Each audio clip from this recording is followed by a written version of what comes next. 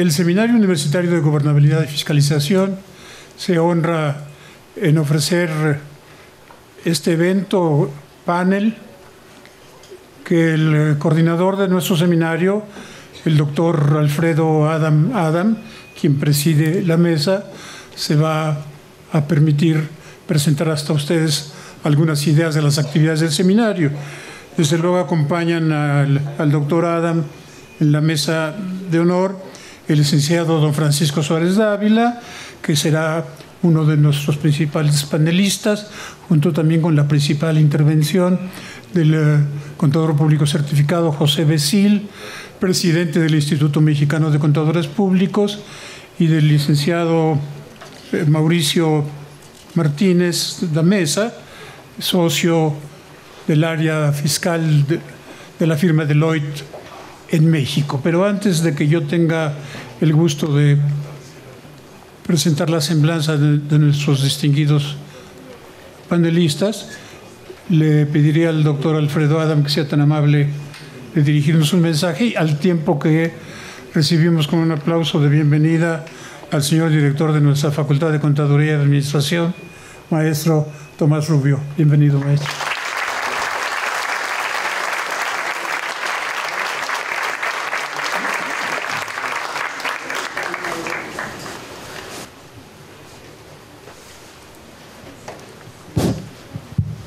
Buenas tardes a todos ustedes, nos da mucho gusto tener la casa llena y como siempre, muchas gracias por venir, esperamos que sus inquietudes se resuelvan o se confundan más, pero en determinado momento bienvenidos todos a esta aula y a este auditorio Arturo Elizundia Charles.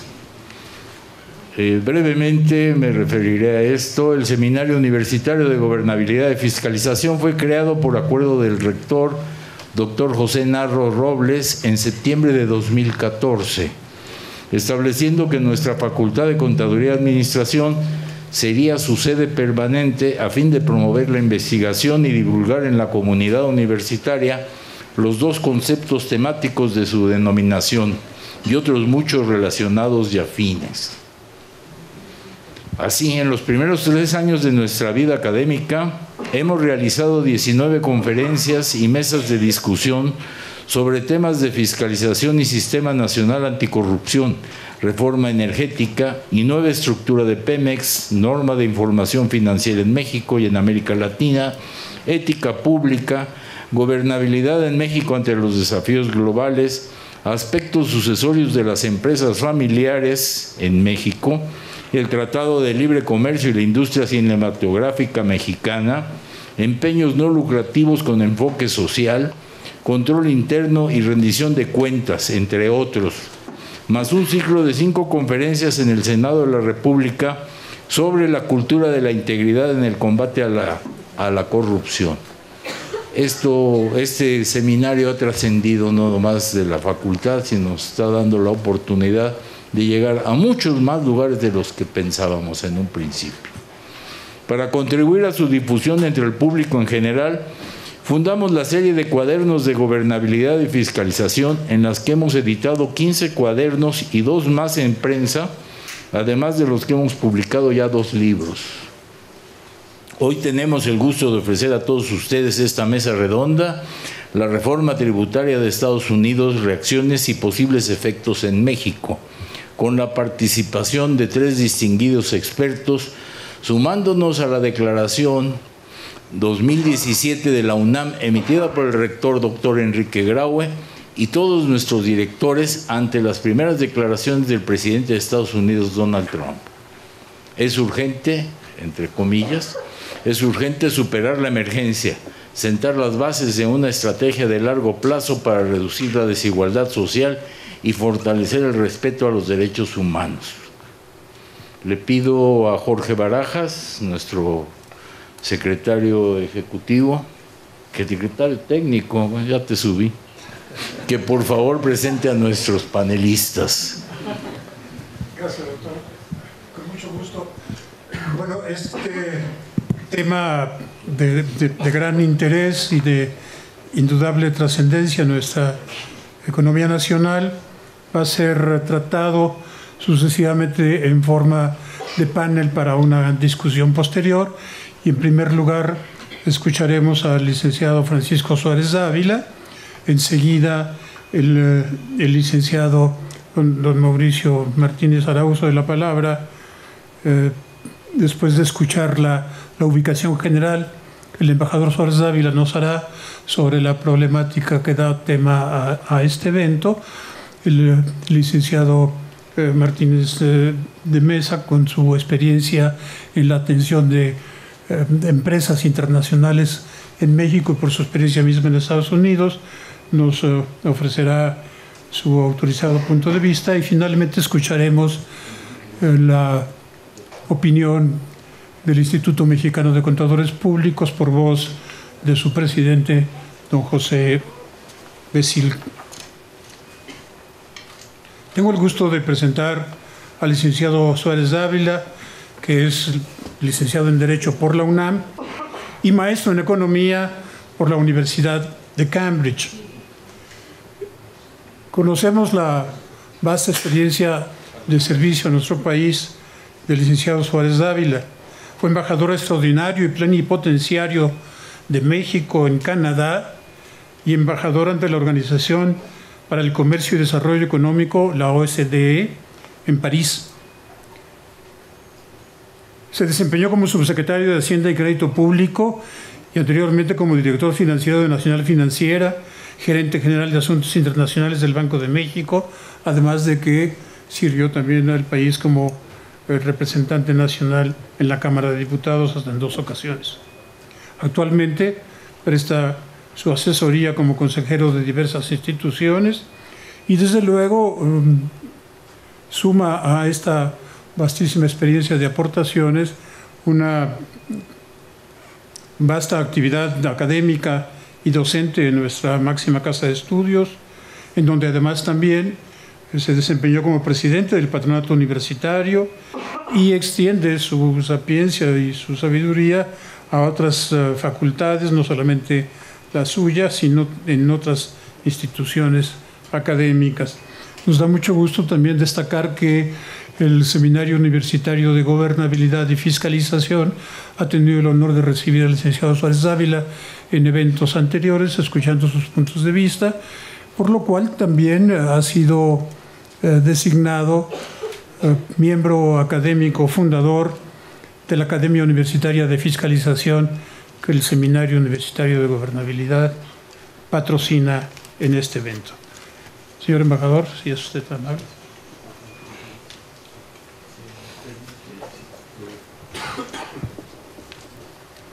Para que estén con la absoluta libertad nuestros expositores, el señor director y yo nos vamos a bajar y entonces los dejamos libres aquí en el... Acompáñenos, ¿no? No nos dejen solos.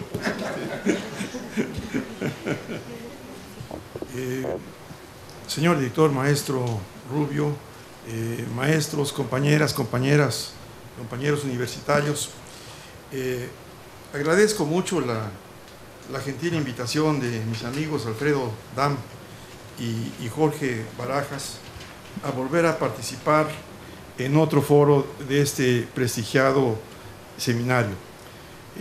Realmente el tema muy atractivo de la gobernabilidad y la fiscalización se aplica mucho al tema de hoy, que va a ser la reforma tributaria trumpiana, que es uno de los mayores riesgos que pesan sobre México en el 2018, junto con el complejo proceso electoral y el desenlace que pueda tener el Telecán. Veremos que hay una interrelación entre los tres. No pretendo competir de manera alguna con destacados contadores como el contador Becil, presidente del Instituto Mexicano de Contadores. Con mi colega abogado me siento más a gusto, ya que ya un poco empolvado como abogado, estado más como economista, pero bueno, practicantes de la profesión y con contacto muy diario con los clientes. Vengo con verdadera modestia y humildad a esta posgrado, facultad de contaduría, digo, pues como abogado, economista, soy el vecino, pero bueno, aquí vengo con mucha modestia y humildad. Voy a tocar 6 puntos rápidamente, espero. Uno es los objetivos de la reforma tributaria del presidente Trump, el para qué, los instrumentos, es decir, los medios, el cómo, una evaluación de quiénes salen ganando y quiénes salen perdiendo, para quién es esta reforma, luego los efectos macroeconómicos sobre Estados Unidos, luego los efectos sobre México y luego, muy importante, las posibles reacciones de política fiscal de México en el corto y el largo plazo. Primero, los objetivos de la reforma tributaria, ¿para qué? En el nombre encierra mucho de lo que pretendió el presidente Trump. Se llama Ley de Reducción Tributaria y Empleo, firmada el 22 de diciembre. Como él lo ha reiterado varias veces, su objetivo era hacer América grande otra vez, y con su acostumbrada modestia, en el reciente discurso, informe de la Unión, dijo: es el mayor recorte de impuestos y reformas en la historia de Estados Unidos. Por supuesto, esto no es cierto. Simplemente su baja de 35 a 21% en el impuesto, el presidente Reagan lo bajó de 70 a 35. Aparte de muchas otras consecuencias que tuvo la reforma de Reagan, y desde otro signo fue la reforma que hizo el presidente Kennedy, que fue muy importante.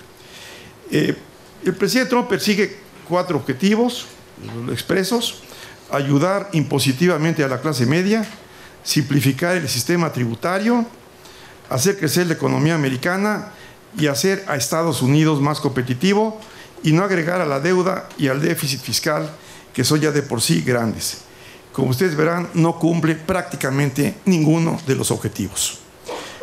¿Cuáles son los instrumentos y las medidas que adoptó? El cómo, me voy rápidamente, quiero precisamente ya, puede ser más el detalle, pues para mis amigos abogados y contadores en este panel. Pero bueno, lo importante es, en personas físicas, reduce la tasa marginal superior de las personas físicas de 39.6 a 37. 39.6 a 37 no es mucho.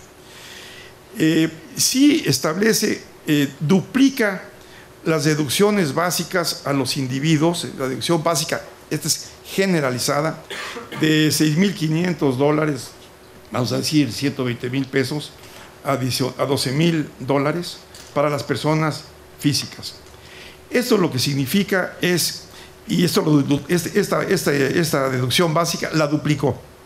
Esto significa que estos $6,500 que se convierten en $12,000 establece el piso a partir del cual las personas físicas americanas pagan impuestos. O sea, para nosotros 120,000 pesos para arriba, 240,000 por familia. Esto sí beneficia literalmente casi al 90% de los causantes, y esta quizás es una de las principales ventajas para el grueso de los causantes. Duplica el crédito fiscal por niño, eran $1,000, lo sube a $2,000. El impuesto hereditario que todavía existe en Estados Unidos es un impuesto que pagaban los que tenían más de $4 millones. Ahora, este piso, ahora solamente van a pagar impuesto sucesorio los que tienen más de $22 millones. Ahí da una idea de a quiénes beneficia, ¿verdad? Ahora, de 22 millones para arriba. Elimina muchas deducciones que en alguna medida compensan los beneficios que da para la clase media. El mayor beneficio, sin duda, es reducir el impuesto sobre la renta a las empresas de 35 a 21%. Ahorita, muy importante, establece un tope a las deducciones que pueden hacerse por pago de impuestos estatales y locales. Esta es una deducción muy importante.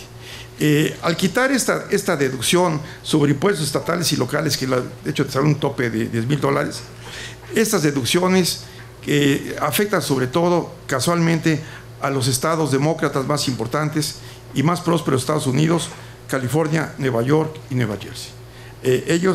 Ahí ya no se puede establecer la deducción. Esto establece una comparación importante porque si baja de 35 a 21, algunos de estos estados tienen impuestos locales sobre la renta o sobre o bienes raíces, digamos del 6, 7, 8%. Entonces ya no bajó a 21. Para estos estados, casualmente demócratas, sube a 29. Bueno, las empresas pueden deducir gastos por intereses hasta el 30% del ingreso. Muy importante, se puede deducir inmediatamente, puede deducirse el costo de los activos inmediatamente en un año y no combates a amortizarlo en varios años. Es un efecto muy importante. Luego tiene cambios importantes en tratamiento de las utilidades y los flujos de capital de empresas americanas en el extranjero. Establece un impuesto de repatriación de utilidades. Las empresas americanas, por cómo está construido el sistema fiscal americano, tenían estacionadas utilidades en el exterior por una cantidad muy importante, 2.6 billones de dólares estacionadas en el exterior. Y esto, una de las cosas que hace Trump es inducir que se regresen, y esto lo hace dando un impuesto de repatriación de utilidades de 15.5% en efectivo y 8% en valores. Acepta un poco el principio llamado BEAT, que es un esquema que está manejando mucho la OECD, que es los esquemas que erosionan la base fiscal y que significan abusos fiscales, que es, por ejemplo, presentar como utilidades lo que son, presentar como pago de propiedad intelectual, o a través de precios de transferencia reducir las utilidades. Bueno, evaluación. ¿Quiénes son los beneficiarios? ¿Quiénes pierden? Bueno, desde luego, pues, ¿quién es el principal beneficiario de esta reforma? El principal beneficiario es el señor Trump. El señor Trump y los republicanos aquí obtienen su primer triunfo político, no tenían ningún otro. Esperamos que esto reduzca la presión para que no nos siga agrediendo, y en alguna medida, como ya salió esto, por lo menos no nos agredió en materia del Tratado de Libre Comercio en su discurso ante la Unión. El premio Nobel Stiglitz dice, pues esto no es una reforma fiscal verdadera, no aumenta la equidad tributaria en el corto o mediano plazo, reduce los impuestos para los más ricos y aumenta el costo fiscal de la clase media. La pequeña ayuda a las personas físicas termina en 2025, la reducción del impuesto sobre la renta a las empresas es permanente. Pero, por ejemplo, algunos de los casos de los estudios que se han hecho, el quintil más bajo gana por la reforma 0.4% en ingresos, el más alto casualmente gana 3%, ¿sí? 10 veces más, el quintil más alto. Las empresas obviamente se resultan beneficiadas. En realidad, Estados Unidos, con su 35%, era de los países industriales más caros en términos del impuesto que pagaban las empresas, el 35%. Entonces, esto sí convierte a Estados Unidos, lo hace mucho más competitivo fiscalmente. Efectos macroeconómicos. Hay efectos de corto plazo y otros que son de mediano plazo, ya mucho más inciertos. Los efectos de corto plazo es, de primera instancia, estimular el crecimiento de Estados Unidos. El crecimiento de Estados Unidos este año alcanzará 2.5% o más. Con la reforma podría llegar a 3%. Esto, desde luego, nos beneficia y resulta muy insólito. México, bajo cualquier circunstancia, crecía más que Estados Unidos. Ahora, paradójicamente, Estados Unidos, con su 2.5%, crece más que México.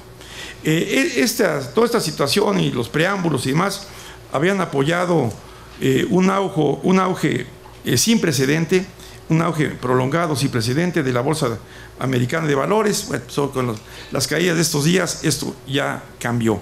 No es fácil de entender por qué, después de este mensaje tan importante de baja de impuestos, pero eso lo podemos discutir después. El costo de la reforma es 1.5 billones de dólares en 10 años.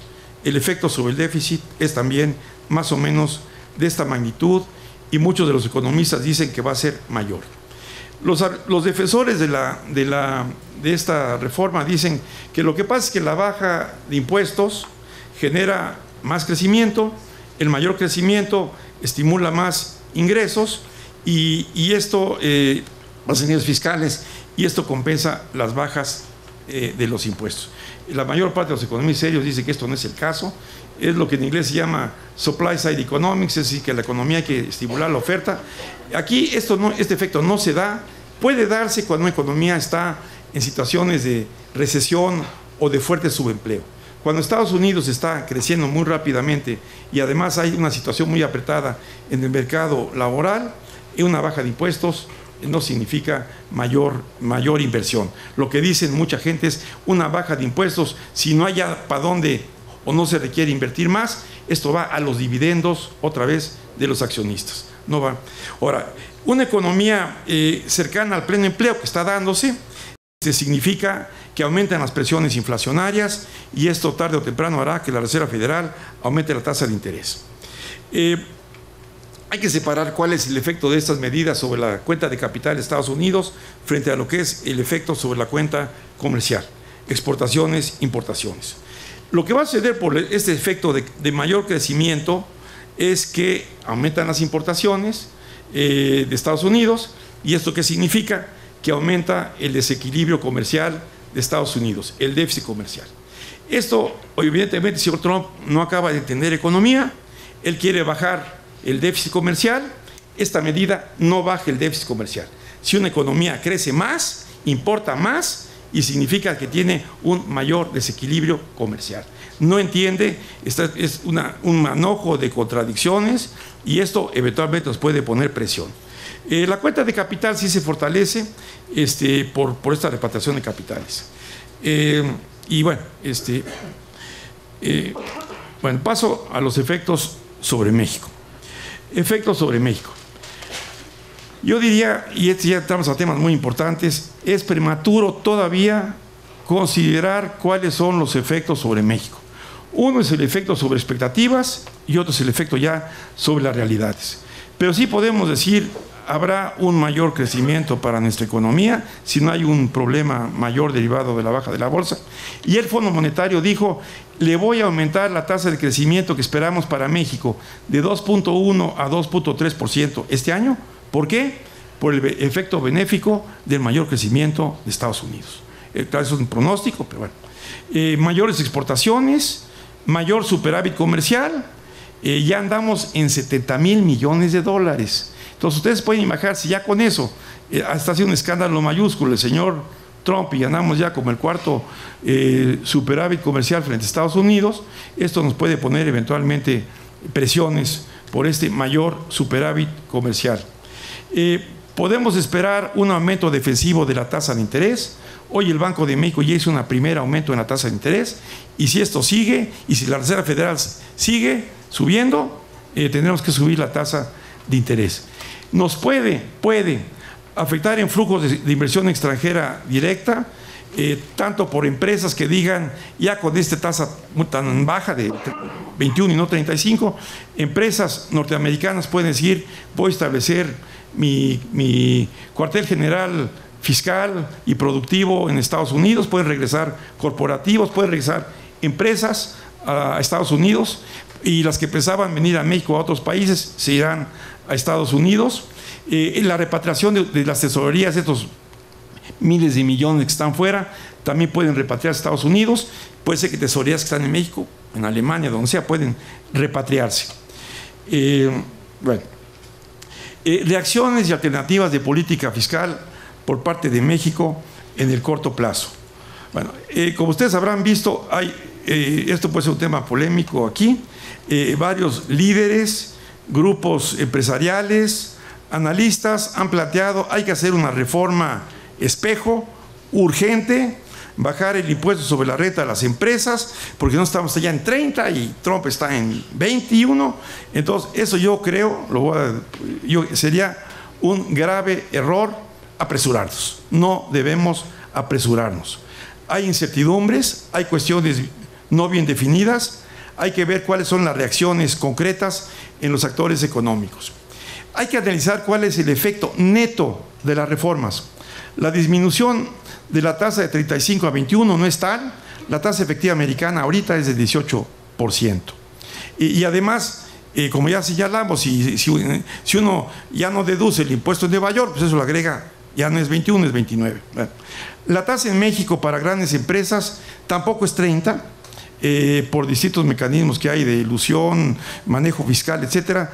Algunos estiman que es no 30, sino el efecto real en México para empresas, sobre todo las grandes empresas, es 12, y hay quienes dicen que es 4. Ahora, hay que tener en cuenta que el principal incentivo para las empresas para establecerse en México no es el beneficio fiscal, y más si las tasas efectivas son mucho más bajas. Hay ventajas salariales, mal o bien, pero hay ventajas ofrecidas por estados y municipios, las ventajas de localización, y sobre todo el cálculo fiscal se complica mucho cuando hay cadenas de producción de empresas que parte están en Querétaro, parte están en Kansas City y parte están en Montreal, como es el caso, por ejemplo, de empresas aeronáuticas. Hay un problema y aquí voy a entrar un poco en temas que son propiamente políticos. Hay un problema de tiempos. Para mí es muy difícil actuar antes de las elecciones de julio. Es difícil hacer cambios de legislación fiscal de febrero a abril, cuando estamos en pleno proceso electoral muy complicado. Una miscelánea fiscal del Ejecutivo, alcances limitados, no es una buena idea, no resuelve nada. Lo más probable y conveniente es hacer cambios de ley hasta el nuevo presupuesto que se plantea en septiembre, pero sobre todo por el gobierno entrante. Hay muchísimas incertidumbres. Primero, las incertidumbres del proceso electoral. Y esto simplemente tenemos objetivos. Mucho depende de quién gana en julio en una transición gubernamental complejo. Yo que hay un escenario de relativa normalidad, yo que nada va a ser normal, de cierta relativa normalidad, si gana el señor Meade o si gana el señor Anaya, pero habrá también un periodo de transición de gobierno muy complejo si gana Andrés Manuel López Obrador, básicamente porque esto simplemente puede provocar, simplemente es un hecho, no es nada, no es un juicio de valor, salidas de capital, depreciación cambiaria, aumento en tasas de interés. Eso simplemente pues, puede pasar. Según incertidumbre, ¿qué pasa con el Telecán? Primero, el Telecán se concluye en julio, yo lo veo muy dudoso. Se continúan los trabajos de negociación del Telecán hasta que un nuevo gobierno en México y haya pasado las elecciones electorales en Estados Unidos hasta el 2019, factible, muy factible, que las negociaciones continúen. Eso significa que el Tratado de Libre Comercio sigue estando vigente. Que Estados Unidos lo denuncie, muy improbable, y hay un lobby muy grande a favor de mantener el Tratado de Libre Comercio. Largo plazo. En todo caso, yo creo que México en materia fiscal no requiere un parche, requiere una reforma fiscal integral de gran envergadura. Razones externas, sí creo que la reforma de Trump provoca un sacudimiento fiscal a nivel internacional. Hay muchos cambios en la competitividad y los europeos están ya preocupados, está bajando la tasa americana al 21%. En algunos países no tanto, porque hay países europeos que tienen tasas muy bajas. Irlanda es 12%, Inglaterra acaba de bajar a 20% y Suecia está en 22%. Entonces eso más bien nos pone presión a nosotros. Internas, básicamente México requiere más recursos para crecer. Necesitamos hacer una mayor inversión pública en infraestructura. Esta ha caído, llevamos varios años de que la inversión pública tiene tasas de crecimiento negativas. Necesitamos recursos para introducir grandes reformas en la política social. Un sistema de salud universal, hay que examinar en sus méritos parcial, progresiva, la renta básica, hay que examinar un posible seguro de desempleo, hay que reformar el régimen de pensiones. Bueno, quiero hacer dos cosas más que creo que van a ser provocadoras. ¿Cómo está la estructura fiscal de México? Yo he venido siguiendo el tema fiscal pues de mi paso por Hacienda, aunque yo estaba en la ventanilla amable de Hacienda, que era la subsecretaría de Hacienda y no la fiscal, ¿verdad? El que hacía los impuestos era el otro colega, pero estoy sorprendido de las deformaciones que tiene el sistema tributario mexicano en términos de tendencias universales. Yo creo que básicamente el sistema fiscal mexicano está volteado de cabeza. Miren, el impuesto sobre la renta personas físicas recauda 3.7% del PIB. Las empresas, 3.6% del PIB. Es decir, impuesto sobre la renta en total, 7.3% del PIB. No puede uno pensar en ningún país avanzado en que recauda igual el impuesto a las empresas que el impuesto a las personas físicas. Ahora, ¿qué pasa si bajamos el impuesto de 30 a 20? Pues una regla de 3. Digamos, si recaudamos 3%, solo 3%, o lo que recaudamos por personas morales es alrededor de 3,5%, si uno baja la tasa de 30 a 20, pierde uno la tercera parte del ingreso y entonces se nos cae el ingreso tributario 1% del Producto Interno Bruto. Este país no tiene ningún espacio fiscal y habría que compensar la caída. ¿De dónde? En un año político. Recaudamos poco y mal. Nuestra recaudación tributaria total es de 13-14% del producto. El promedio de la OECD es 36%. Los impuestos directos en México recaudan el 7%, en la OECD el doble, 14.8%. Y luego poco las tenemos. En ISR a las empresas, que como ya señalé, estamos paradójicamente en el 3%, ese es el promedio de la OECD. O sea, somos campeones en el impuesto en que no deberíamos ser campeones. El impuesto sobre la renta a las empresas, somos campeones. Estamos en el promedio de la OECD. Tenemos de las tasas más altas. Con nuestra tasa de 30, si Suecia y demás andan en 22, somos campeones donde no debíamos ser campeones. En cambio, estamos en la cola en impuestos sobre la renta a las personas físicas, y que tenemos un 3.5% en personas físicas, 3.6%, mientras que la OECD recauda del orden de 12%, o sea, casi 4 veces más. Y siempre el impuesto a personas físicas es 4 veces más lo que se recauda en personas morales. Nosotros estamos iguales, estamos de cabeza. El IVA, unas también de las recaudaciones más bajas. El IVA en México recauda 3.9%, 4%, en la OECD 7%. En predial, escándalo nacional. El predial, México recauda 0.4% del PIB, la OECD en general va desde el 2 al 4%. Canadá, nosotros 0.4%, Canadá 3.7%, 9 veces más, España 2.5%, 7 veces más. Fuera de las tendencias mundiales, como ya dije, el ISR personas morales a la baja, claramente a la baja.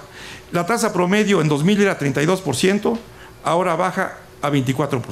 Es promedio de la OECD. Tendencia a la baja.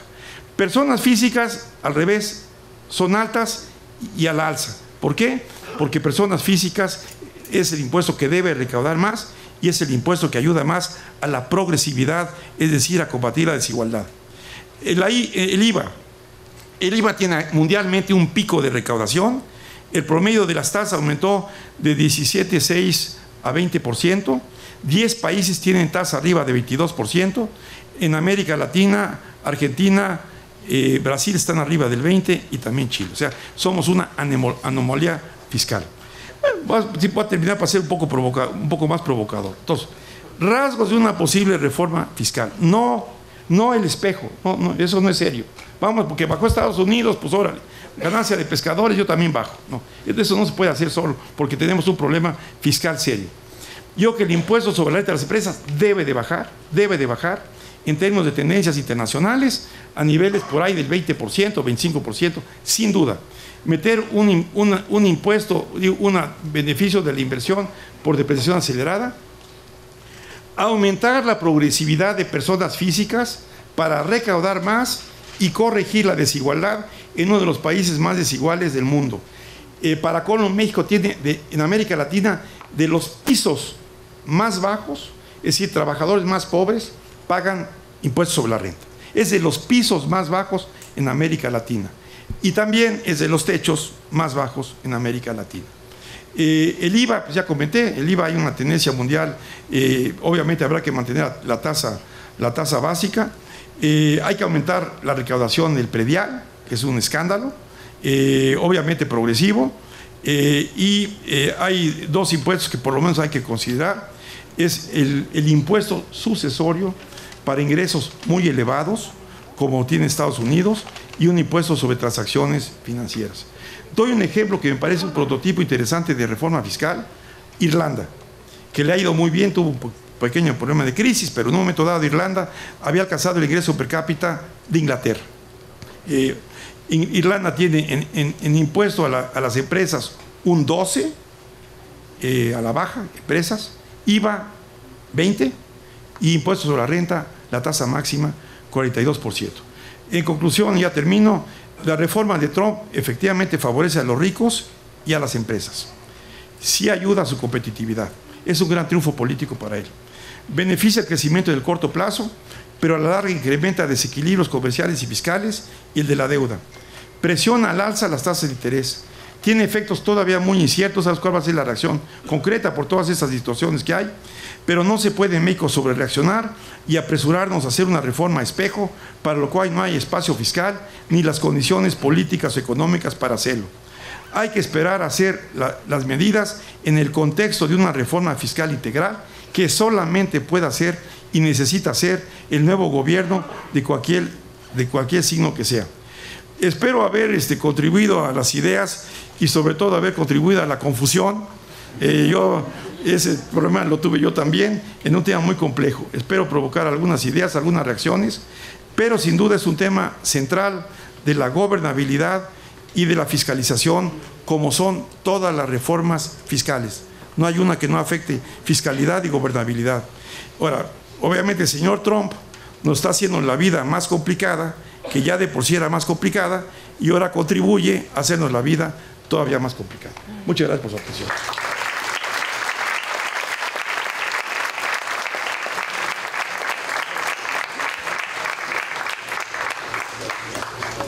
Muchas gracias, señor embajador. Siempre es un privilegio escucharlo directamente aquí en esta casa de estudios. Y vamos a escuchar también con mucho interés la participación del licenciado Mauricio Martínez de Mesa Violante. Antes quiero expresar que originalmente habíamos invitado a su socio, el contador público Luis Sánchez Galguera, quien por una emergencia de última hora se disculpó, y mi voz es la extensión de las disculpas que él nos presenta. Pero muy gentilmente él mismo asumió la responsabilidad de resolver su ausencia y nos pidió que aceptáramos como conferencista a su socio Mauricio Martínez de Mesa Violante. Pero me dijo: Luis, solamente tiene un defecto, no es contador público. Pero como Alfredo Adam lo ha destacado, el Seminario Universitario de Gobernabilidad y Fiscalización es una institucionalidad académica, un programa permanente que por su carácter universal, universitario, es esencialmente multidisciplinario, como escuchamos en sus palabras iniciales, al recordarnos, al relatarnos la enorme y diversidad de temas que hemos discutido y tratado aquí. Por favor, Mauricio, sé el portavoz de nosotros para decirle a Luis que le agradecemos su gentileza y sobre todo la magnífica idea de pedirnos que tú tomes la palabra en esta ocasión. Y miran ustedes si no es también un privilegio escuchar a quien, desempeñándose actualmente como socio de Deloitte México, con una vasta experiencia, casi un cuarto de siglo, más de 25 años, en materia fiscal, en impuestos, negociaciones internacionales y jurídicas, de experto en cabildeo en materia legal, corporativa y fiscal. En su propia firma funge como líder de controversias impositivas para México y como líder de servicios legales para América Latina. Antes de dedicarse al ejercicio de su profesión como asesor en nuestra materia, Mauricio fue servidor público en la Secretaría de Hacienda y Crédito Público, en donde actuó como representante de la Secretaría ante los gobiernos de los Estados Unidos de América y de Canadá, directamente en Washington. Y antes en la propia Secretaría había ocupado el cargo de administrador central jurídico de grandes contribuyentes, lo que le ha permitido conocer y combinar criterios en situaciones de materia fiscal y legal desde el punto de vista de las autoridades fiscales, contribuyentes y asesores. Su gran dotación académica, que la obtuvo su licenciatura primero en el Instituto Tecnológico Autónomo de México, el ITAM, en donde se posgraduó en el programa Harvard ITAM de contribuciones fiscales. Es un gusto escuchar al licenciado Martínez de Mesa. ¿Desea dirigirse Gracias. desde allá? Sí, para facilitar la plática. Muchas gracias, don Jorge. Suena mejor la presentación de lo que realmente soy, pero antes que nada quiero agradecer estas oportunidades caen del cielo, dicen. Para mí es un honor estar en la máxima casa de estudios. Como bien dijo don Jorge, tengo el defecto de no ser contador, así que para mí es un doble placer estar en su facultad, en la Facultad de Contaduría y Administración, y espero no desentonar después de las palabras de don Jorge y sobre todo de la magistrada intervención del embajador Suárez Dávila. Si me permiten, voy a manera de un flujo lógico del panel, me voy a permitir, señor embajador, tomar algunas menciones que hizo usted y datos muy interesantes para relacionarlos con mi parte de la plática. Mi sección tiene que ver con entrar un poquito más a detalle de cómo nos pega como contribuyentes mexicanos la reforma americana, y el embajador ha dado a conocer, ha mencionado algunos conceptos que son muy valiosos. Antes que eso, y a manera de anécdota, quisiera comentarles un par de detallitos en la reforma americana que el embajador tiene mucha categoría para comentarlos, yo no tanta, y son muy interesantes. La primera es que una de las reformas claves, que esto es una vergüenza, pero reformas claves que hizo que el Partido Republicano apoyara la reforma, es que a partir de la reforma ya no son deducibles los pagos por arreglos y condenas por acoso sexual en Estados Unidos si están incluidos en un acuerdo de confidencialidad. Si no están incluidos en un acuerdo de confidencialidad, son totalmente deducibles. Esto me pareció una anécdota, una chulada de movimiento en la reforma. Y otra cosa que fue interesante, ya un poquito en un tono más serio, lo que hizo también la reforma fue quitar la limitación de deducción a bonos multimillonarios a empleados y funcionarios de las empresas.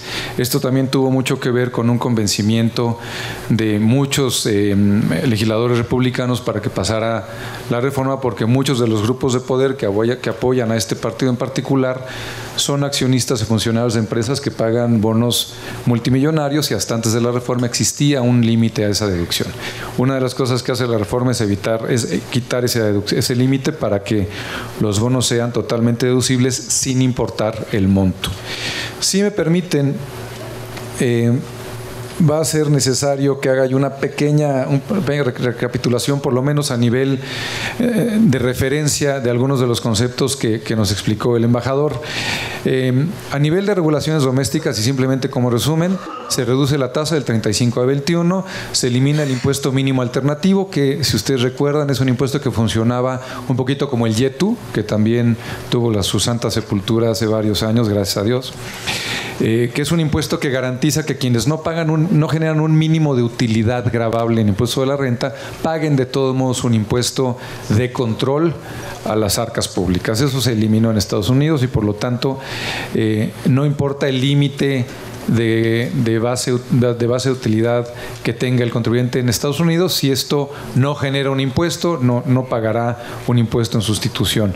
Se incluyen elementos de depreciación acelerada que existían en supuestos muy limitados en Estados Unidos y ahora se amplían mucho más. Se mantiene la limitación de deducción de think cap, pero se permite un carry forward, que es el recibir un derecho de acreditamiento que no puedo aprovechar en un ejercicio en particular, aprovecharlo en ejercicios futuros. Si me pongo muy técnico en términos de impuestos y me daré cuenta por si empiezan a cabecear, por favor interrúmpanme para no perder el hilo, ¿no?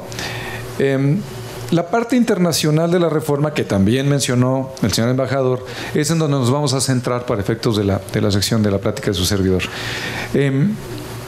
El primer punto es que el régimen fiscal americano para efectos de utilidades se convierte en un régimen territorial. ¿Qué significa esto? Hay dos tipos de regímenes en un país en concreto. Los países que tienen un régimen como el mexicano, que es un régimen de renta mundial, que significa que nosotros pagamos impuestos en México por cualquier ingreso que recibamos, no importa en qué país, no importa. Y el ex régimen territorial, que solo grava a sus ciudadanos, a sus nacionales, a sus contribuyentes por los ingresos que se generan dentro de ese territorio. Estados Unidos, para efectos de dividendos, se convirtió en un régimen territorial y ya veremos el impacto que tiene esto respecto de México. Es un impacto muy importante. También generan un impuesto transitorio, es decir, un impuesto cuya vigencia está contenida en el tiempo, que asume que las empresas americanas tendrán que pagar impuestos en su país por todas las utilidades que tengan fuera de Estados Unidos y que no hayan repatriado a Estados Unidos, y permítanme asumir que esto requiere una explicación mayor. En Estados Unidos ya existía un régimen que castigaba a las empresas que tenían ingresos pasivos en el extranjero y que no traían a México, una parte del código fiscal, del código de rentas internas americano, que es la famosa subparte F. Esto solo aplicaba a ingresos pasivos en ciertas condiciones: intereses, regalías y dividendos. Lo que hace la reforma, es decir, no me importa qué naturaleza tengan la utilidad que tienes fuera de Estados Unidos, aunque sea utilidad por actividad empresarial, se crea la ficción de que te la trajiste y me pagas impuesto que va entre 15.5% y 8% de los últimos 5 años. Esto es una cantidad de dinero brutal. Este es un castigo para las empresas americanas que, teniendo subsidiarias fuera de Estados Unidos, no se traen la utilidad a Estados Unidos. Decía el embajador muy claramente también que uno de los principales objetivos de la reforma era la repatriación de los capitales extranjeros en Estados Unidos, y Estados Unidos por mucho es el país que más capitales tiene fuera de Estados Unidos. Decía el embajador que hablamos de 2.6 billones de dólares. Esto provoca naturalmente, y seguramente ustedes ya lo analizaron, la posibilidad de que las empresas americanas, las casas matrices, estén decidiendo efectivamente traerse las utilidades a Estados Unidos. Si voy a pagar impuestos por utilidades que tengo fuera, pues me traigo el efectivo de una vez, con una serie de beneficios si hay una repatriación efectiva de ese capital. Se castiga también la tenencia de propiedad intelectual generada en Estados Unidos, pero fuera de Estados Unidos, que esto era una estructura inclusive de planeación fiscal muy común en las empresas americanas, que generan muchísimo investigación y desarrollo, y que la movían a jurisdicciones con una imposición menor a Estados Unidos y la mantenían ahí, y creaban una subsidiaria en ese país que era la que explotaba el intangible, etcétera, ¿no? Y cuando hablamos de intangible estamos hablando de marcas comerciales, estamos hablando de procedimientos privados, estamos hablando de know-how, etcétera, ¿no? Entonces se crea un impuesto que por sus siglas en inglés se llama GILTI, o sea, ¿no? Hasta tiene un sentido del humor precioso los americanos. Es culpable en inglés, ¿no? Y en la medida en que dejemos ese intangible fuera de Estados Unidos, se paga un 21%. Esta es una reforma también importante. Y finalmente también el embajador comentó el famoso BEAT, que por sus siglas en inglés es Base Erosion Prevention Measures, medidas de prevención de la erosión de base fiscal. Pero BEAT en inglés también significa golpe, ¿no? Entonces, No son los reyes de los acrónimos los gringos, pero bueno. Lo que hace este impuesto es castigar con un impuesto adicional a los contribuyentes americanos cuando, comparando su base tributaria normal con la base tributaria menos los pagos que hacen al extranjero, si entre esas dos bases hay una diferencia mayor del 3%, se detona este impuesto adicional. Entonces, no es difícil adivinar, ahora sí, en una discusión mucho más aterrizada, que el objetivo principal de esta reforma es que todos los capitales que están fuera de Estados Unidos se traigan a Estados Unidos. Cosa que en principio, desde un punto de vista de política fiscal, no suena mal. Vamos a ver dónde se complica la cosa para el propio Estados Unidos. Y estas consideraciones para México son ciertas para cualquier país distinto de Estados Unidos donde alguna empresa americana tenga una inversión. La ley de impuestos sobre la renta incluye un título 6 que tiene que ver con los regímenes preferentes, con los famosos paraísos fiscales. Lo que hizo el señor Trump de facto y de jure, de hecho y por ley, es convertir a los Estados Unidos en un paraíso fiscal. Convertir a los Estados Unidos en un régimen en donde la tributación es menor a la que pagaría en México el mismo ingreso. Y esto tiene una serie de consecuencias que no son menores y que a los americanos les importa poco tratándose de México, por lo menos a nivel de gobierno. A nivel de los empresarios norteamericanos, la preocupación es una preocupación importante. Pero esta consideración se repite respecto de muchos países europeos, muchos países latinoamericanos, en donde hoy, después de esta reforma, la tasa corporativa aplicable en esos países es mayor que la de Estados Unidos. En México, la medida es, tú eres un paraíso fiscal, para hablar de una manera coloquial, o sea, el impuesto que se paga en tu país en relación con el mío es 75% menor. Entonces, la línea es una línea relativamente tenue. ¿Qué significa el hecho de que Estados Unidos sea un paraíso fiscal? Respecto a las personas físicas que tienen ingresos en Estados Unidos, nada en principio. ¿Se acuerdan que platicamos que México tiene un régimen fiscal de tributación mundial? Yo, de todos modos, mi cuentita de cheques que tenía en Coronado, de todos modos, si me generaba intereses, tenía yo que reportarlos en México, de todos modos. Entonces, para efectos de las personas físicas no hay mucha diferencia. En México existen dos niveles de paraísos fiscales. El paraíso fiscal que tiene ciertas consecuencias que vamos a explicar más adelante, y el paraíso fiscal de los malos, ¿no? Que es el paraíso, que es el país que no intercambia información fiscal con el gobierno mexicano, que no permite cooperación de auditoría o de recaudación, con el que no tenemos un tratado de tributación, etcétera. Esos paraísos, que son los verdaderos paraísos fiscales, revisten para los inversionistas mexicanos una serie de consecuencias en donde las omisiones inclusive acarrean consecuencias penales. No estamos hablando de ese tipo de paraísos fiscales cuando hablamos de Estados Unidos, pero sí estamos hablando de paraísos fiscales que implican que si yo ahora tengo una inversión en Estados Unidos pasiva, que no me he traído ese dinero a México, en principio me van a gravar de todos modos, como sucedería en otros regímenes fiscales preferentes. De ahí el acrónimo REFIPRE. Si yo tengo control de esa información, de esa inversión, control a nivel en donde yo decido la distribución del dividendo, si esa inversión genera una renta o una utilidad, un rendimiento que yo no me traigo a México, de todos modos lo tengo que acumular y tengo que avisarle al SAT cada año que tengo esa inversión en un régimen fiscal preferente. Si no aviso, es causal de una pena corporal, es un delito fiscal. Entonces eso es lo que de repente automáticamente sucede. Respecto del título 5, que es el título que grava a los extranjeros que obtienen un ingreso que se origina en México o de fuente de riqueza mexicana, existen consecuencias aún más graves.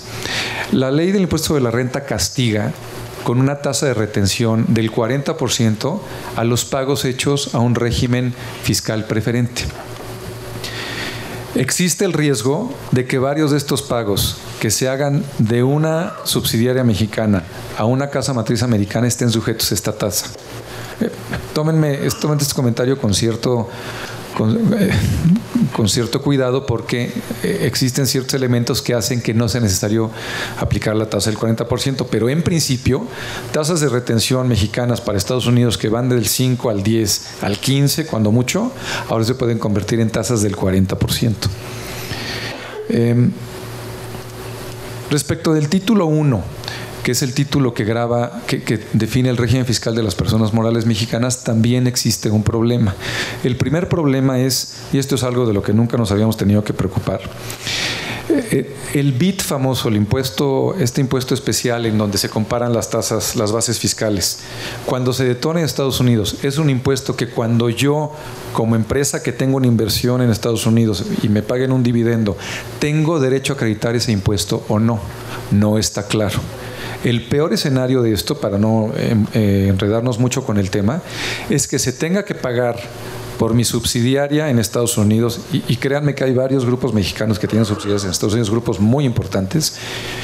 Cuando esa subsidiaria me decrete un dividendo, va a tener que pagar este impuesto BIT, y en una de esas yo no puedo acreditar ese impuesto en México, porque no es claro que sea un impuesto sobre la renta, y los únicos impuestos que se pueden acreditar en México son los impuestos sobre la renta. Esto es también algo que Estados Unidos no previó. El embajador podía haber entrado en mucho detalle en el proceso legislativo de esta reforma, que fue un proceso muy desaseado y muy atrabancado. Todos estos análisis no se hicieron. Entonces, los efectos benéficos de la reforma para Estados Unidos no incluyen nada de su impacto de esta reforma en las inversiones que el americano tiene fuera de Estados Unidos o que inversionistas extranjeros tienen en Estados Unidos. Ese análisis nunca se hizo. Los impuestos estatales, ahora la tasa mexicana es más alta. Decía el embajador que los impuestos estatales con esta reforma ya no son deducibles de la tasa federal. Antes de esta reforma, a mi tasa federal de impuesto de la renta en Estados Unidos, si yo tenía una tasa estatal de impuesto de la renta, podíamos restar, para hacerlo aritmético, esa cantidad de impuesto, y entonces esa era mi contribución total al fisco federal americano. Ahora, esta reforma prohíbe esa deducción. Esto puede generar una doble tributación americana que, relacionada con las empresas mexicanas, puede provocar una imposibilidad de acreditamiento de ese impuesto en México. Entonces, otra vez el impacto, y no tienen que recordar este rollo, pero el mensaje es: el impacto de la reforma americana en inversionistas mexicanos puede ser dramático, pero no nada más eso. Las empresas americanas que tienen subsidiarias en México, por el Transition Tax, el impuesto de transición, pueden decidir llevarse las utilidades de las empresas mexicanas que hoy mantenían aquí, porque llevárselas a Estados Unidos les provocado un impuesto mayor. En la medida en que existe el Transition Tax, que me castiga, si ustedes recuerdan, como si me hubiera traído yo, empresa americana, las utilidades, aunque no me las trajera, crea una motivación o un incentivo perverso para que las empresas drenen, las casas matrices americanas drenen a las subsidiarias extranjeras, empezando por las subsidiarias mexicanas. Me preocupan mucho las subsidiarias alemanas, pero me preocupan más las subsidiarias mexicanas. Pero en México puede ser un efecto dramático de salida de capitales. Decía el embajador, y lo decía con toda razón, que el terror de que esta reforma va a provocar que todas las subsidiarias mexicanas se trasladen a Estados Unidos es un terror muy matizado, porque estas empresas o estas subsidiarias están en México no nada más por la razón fiscal. Tiene que ver un tema laboral, tiene que ver un tema de logística, tiene que ver un tema del TLC, etcétera, ¿no? Tiene que ver un tema de treaty shopping, que es triangular operaciones a través de México para maximizar beneficios fiscales y comerciales, etcétera, ¿no? O sea, no es nada más el hecho de que esta reforma baja la tasa en Estados Unidos y ya se va a ir toda la inversión americana. De hecho, si ustedes se dan cuenta y han leído los periódicos recientemente, solo un par de empresas se han llevado una parte de su producción a Estados Unidos. Y no es que se hayan llevado una parte de producción, sustituyeron cierta producción que se hacía en México, se la llevaron a Estados Unidos, y en Estados Unidos alojaron la producción de otras líneas, valga la redundancia, productivas, ¿no? Entonces, técnicamente todavía no hemos perdido nada en términos de inversión extranjera directa, pero lo que sí podemos perder es flujo, porque esas utilidades que hoy tiene a las empresas mexicanas que son subsidiarias de empresas americanas, sí pudieran salir del país. Entonces, ¿cuál es el quinto punto? El quinto punto es la repatriación de capitales, es el que comentamos, ¿no? ¿Puede provocar una salida de capitales en México? Sí, sí la puede provocar. 2, retención de 10% sobre dividendos. Es un tema también relativamente técnico, pero muy relevante. Una de las razones por las que los americanos tienen inversiones en México es también porque hasta antes de esta reforma era muy barato traerse dividendos de México. Había una retencióncita del 10%, la sociedad pagaba 35% antes de pagar este dividendo y todo ese impuesto era acreditable en Estados Unidos. ¿Por qué? Porque su tasa era más alta que la nuestra. Entonces siempre había un colchón fiscal para que el impuesto que se pasara a pagar en México no implicara una doble tributación en Estados Unidos.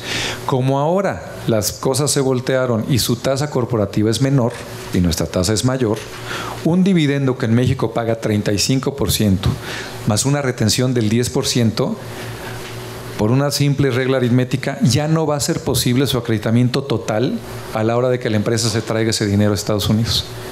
Entonces va a tener que hacer proyecciones en los siguientes ejercicios para ver si el impuesto de los siguientes ejercicios en Estados Unidos le da para recuperar ese gravamen que tuvo que pagar en México. Este análisis tampoco se hizo.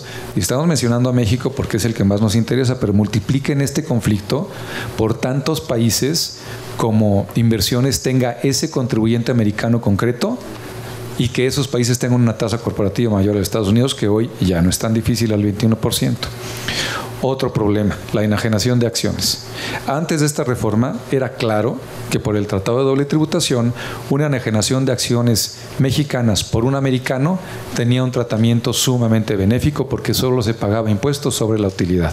No nos metemos en el detalle, pero si quien vendía las acciones mexicanas era un residente en paraíso fiscal, la ley lo castiga y le dice, a ti te voy a gravar no por tu utilidad, sino por el precio que te paguen por esas acciones. La diferencia entre base neta, utilidad, y base bruta, precio.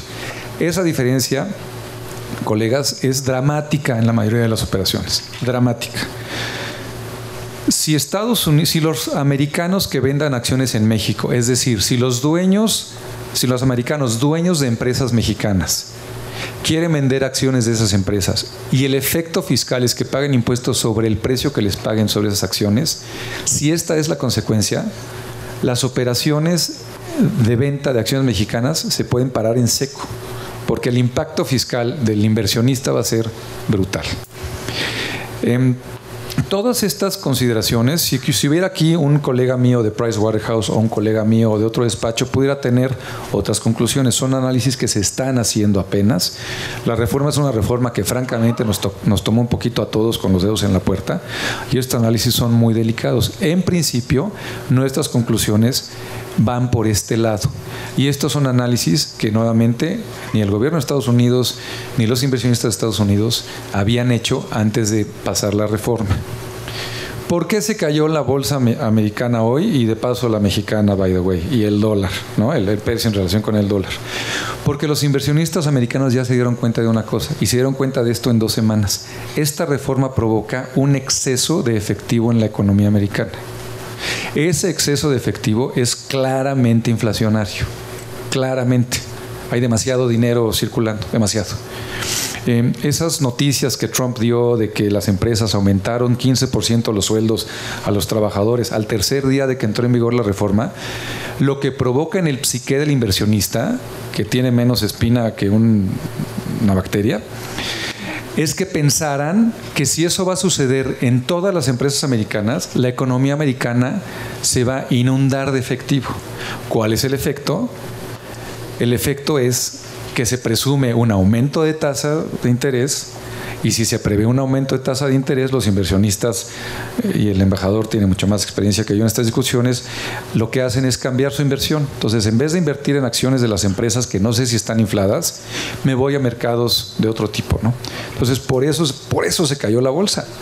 Y esa caída de la bolsa, que es una caída bastante dramática y que desgraciadamente, como dijo algún día algún político mexicano todavía vigente, cuando ellos les da gripa, a nosotros nos da neumonía, nos va a arrastrar, no tiene remedio.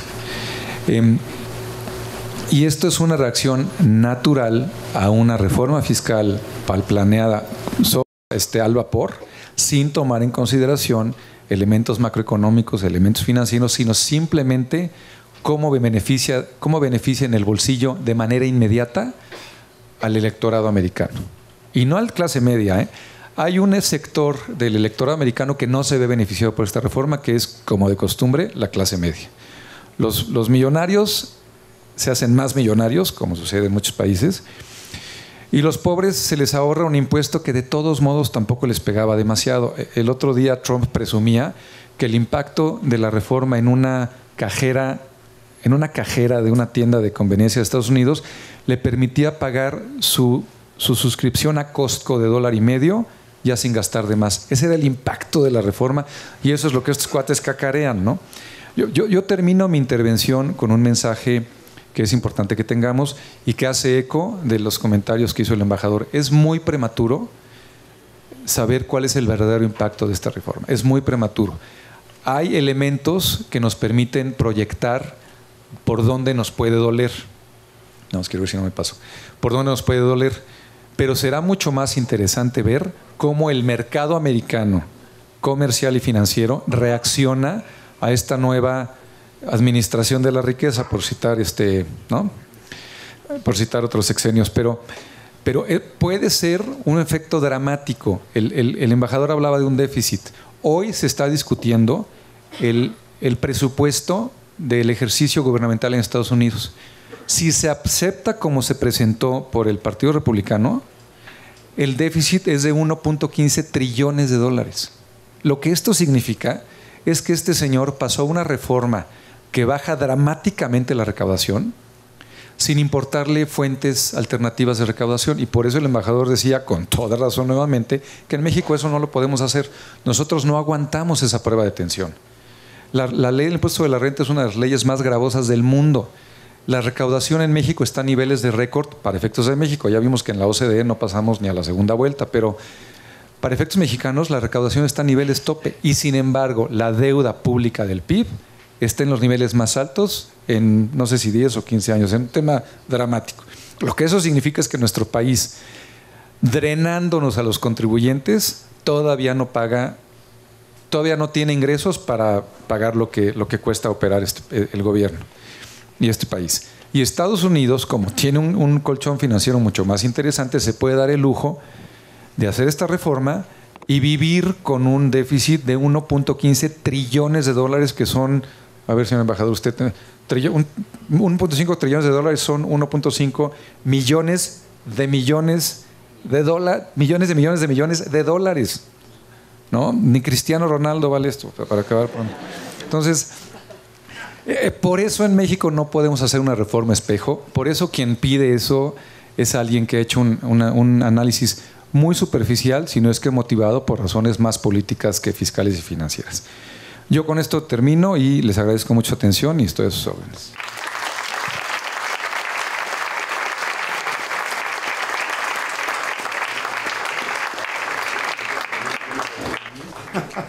Muchas gracias, Mauricio. Un gusto que compartas con nosotros tu visión y tu magnífica experiencia. La Facultad de Contaduría y Administración de la UNAM y la profesión contable organizada en el Instituto Mexicano de Contadores Públicos, hoy organismo nacional, pero desde sus principios con el Colegio de Contadores Públicos de México también, desde principios de la facultad, fundada en 1929, y por eso el año próximo, en torno de nuestro director, el maestro Tomás Rubio, festejaremos 70 años de nuestra 90 años de nuestra juventud, ciertamente. Pues desde esos principios, tanto el Instituto de Contadores como el colegio estuvieron colaborando en el diseño de lo que sería la Escuela de Contaduría, posteriormente convertida en nuestra actual facultad. Por eso nos da mucho gusto reconocer que en esa presencia, bueno, Alfredo Adam fue vicepresidente del Colegio de Contadores Públicos, don Tomás Rubio es el actual vicepresidente nacional de docencia en el instituto. Perdón por la referencia a mi persona, cuando me tocó en suerte ser jefe de la División de Educación Continua aquí en nuestra facultad, con Alfredo Adam de mi director en 1982-83. Yo fui electo presidente del Instituto Mexicano de Contadores Públicos. Pues ahora en esa cauda de relaciones del más alto nivel profesional, del más alto nivel académico, con una comunicación permanente en temas de desarrollo profesional, en temas de promoción de empleo, de abrir oportunidades a todos nuestros egresados. Nos honra hoy con su presencia el presidente del Instituto Mexicano de Contadores Públicos, don José Becil Bardahuil. Gracias, José, por aceptar honrarnos con tu presencia aquí, porque además de su carácter de presidente del instituto, él es contador público certificado por el propio instituto, pero obtuvo su título en la Universidad La Salle, más hizo estudios de posgrado sobre contribuciones fiscales aquí en nuestra facultad.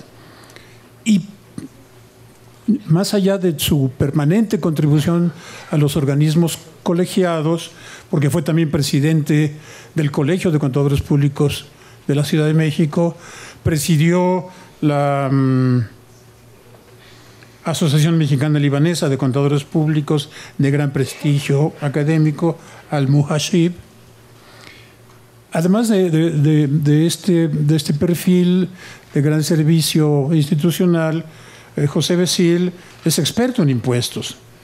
Es coautor de diversos libros, entre ellos el Temas Fiscales, Manual de Defensa del Contribuyente, Manual del Régimen Simplificado, y presta servicios de asesoría desde su firma personal. Es, por otra parte, como lo hemos reconocido permanentemente, un tributario de la verdad filosófica de que antes de ser contador público es un mexicano comprometido, y antes aún de esta característica de ser humano de grandes respetos y visiones a la dignidad de la persona, y lo demuestra en el libro recientemente publicado sobre superación profesional, Despertar Conciencia a la Vida. José, te escuchamos con especial interés y con agradecimiento por tu gentileza de estar aquí hoy con nosotros. Muchísimas gracias. Muy buenas tardes tengan todos ustedes. Agradezco a mis queridos colegas, contadores públicos, Tomás Rubio, Alfredo Adam, Jorge Barajas, esta gran invitación, porque para nosotros como Instituto Mexicano de Contadores Públicos participar con esa casa de estudios es de gran relevancia. Hay muchas oportunidades que tenemos en la vida, y especialmente ahora para contadores públicos, con este gran tema al cual nos han invitado a platicar, veremos cuáles son esas oportunidades. Es un placer, embajador, compartir esta tribuna y poder escuchar la sabiduría también a través de la experiencia, los datos que se dan, que para nosotros nos resume en unos 20, 25 minutos lo que es una política, lo que es una economía y lo que es una realidad que tenemos que ver cómo afecta. Con Mauricio Martínez, pues ya me ha tocado compartir otro tipo de tribunas, y también pues ya vieron la calidad profesional en su exposición, el expertise que tiene, la modernidad en la aplicación de los temas internacionales. Pues nos deleita saber cuál es el impacto en México. Como yo les dije, ¿y ahora qué me dejaron a mí? ¿No? Pero yo creo que es muy importante, es muy interesante. Cuando me pedían un material que yo pudiera entregar, les dije, no hay material. ¿Y por qué no hay material? Porque efectivamente yo creo que esto es un poco más al análisis. Ahorita nos hicieron favor de hacer una descripción completa de la reforma fiscal en Estados Unidos. ¿Cuál es su impacto? ¿Cuáles son las tasas?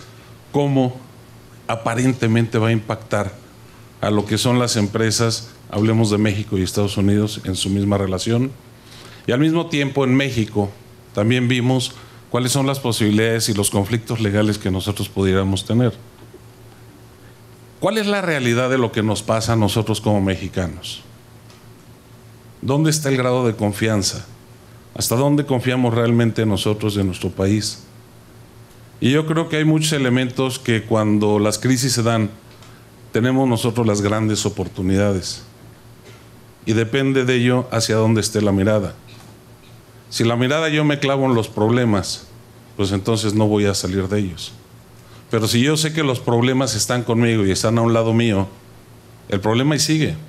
Pero levantar la mirada hacia el horizonte me da la gama de oportunidades que la vida me presenta para poder atender y resolver esas necesidades.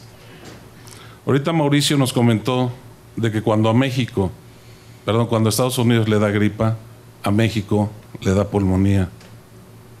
Yo me atrevo a dudar de eso. Y basta con trasladarnos al año 2008, cuando fue el crack financiero en Estados Unidos y el desorden que hubo a nivel internacional por todos los sistemas financieros, en donde esa crisis financiera afectó fuertemente. ¿Habrá sido gripa para Estados Unidos o fue algo más que una gripa? ¿Qué pasó en México? ¿Dónde estábamos? No hubo crisis. Hubo un poco de desestabilización, sí, pero por los mismos mercados financieros. Observemos también el gran país y el crecimiento que nosotros hemos tenido. No somos menos que Estados Unidos. Que la cultura sea diferente, también eso es otro de los puntos que nosotros tenemos que ver, aún para el desenvolvimiento económico. La creatividad que el pueblo latino tiene y los mexicanos tenemos nos ayuda a resolver toda clase de problemas que tenemos, incluyendo los financieros. Ese ejemplo del año 2008 nos demuestra la solidez y también los grandes tecnócratas que tenemos preparados en ese momento en el Banco de México, en ese momento en la Secretaría de Hacienda, en ese momento las estrategias planteadas nos permitieron tener un buen respaldo. Se cayó el petróleo, sí, y se cayó el precio del petróleo también. Y una economía como la mexicana, que dependíamos del precio del petróleo, ¿cómo debíamos estar ahorita? Y ese tipo de reflexiones nosotros las perdemos de vista, o a veces nos enfocamos tanto en el problema que vemos el panorama global. Si nosotros nos vamos al análisis del sexenio actual, el cual ha sido muy criticado, yo les preguntaría a ustedes cuáles fueron las reformas principales que se dieron a finales del año 2013 y que tanto gritamos y tanto repelamos, empezando por nuestra reforma hacendaria. Una reforma fiscal que a la fecha existe por compromiso de nuestro presidente Peña Nieto en el extranjero, de no modificar la ley fiscal. Sin embargo, ¿a qué acompañaba esta gran reforma fiscal? Tuvimos la reforma financiera, tuvimos la reforma energética, tuvimos la reforma de educación, tuvimos la reforma pequeña, yo creo que falta todavía trabajar sobre eso, de la reforma laboral. ¿Qué ha sucedido al margen de todo esto? En un principio veíamos que era la regulación de lo ya existente en nuestro país, que no tenía un margen regulatorio adecuado, legal, jurídico, que pudiera permitir la libre estancia de ciertas empresas que apoyaban al gobierno mexicano, y que con esto nos daban a nosotros la posibilidad de poder regularizar lo que se tenía.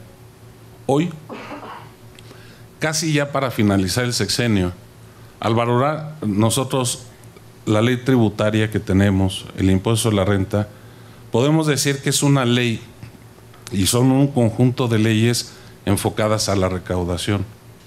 Efectivamente somos las tasas más altas, efectivamente somos los más pagadores desestabilizados del impuesto, pero también la tasa de evasión fiscal que tenemos es sumamente elevada. Y esos son los puntos que también nosotros tenemos otras oportunidades para trabajar. ¿Qué pasa realmente con la fiscalización en México y su recaudación? Vamos a observar, y me voy a ir de atrás para adelante, cómo la recaudación va a salir en estándares de incremento de la misma, con superación de los presupuestos que tenían en recaudación. Hoy simplemente hubo una manifestación del jefe del SAT por llegar a 3 billones de pesos de lo que es la recaudación en lugar de 2.6. ¿Y por qué lo ven? ¿Y por qué lo toman? ¿Y por qué lo hace? ¿Y por qué desde ahorita en febrero ya lo puede anunciar? Primero, recapacitemos en una ley recaudatoria.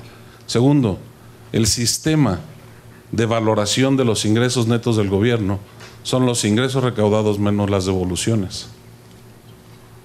¿Cuánto conflicto tenemos para lograr una devolución de impuestos en México?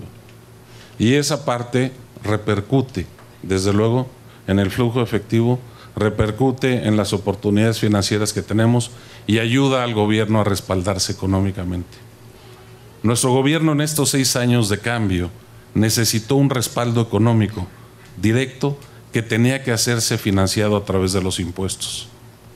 Viéndolo así y viendo el cambio de lo que tenemos, inclusive la estrategia de la repatriación de capitales aparentaría ser una oportunidad para atraer los recursos acá y regularizar la situación fiscal.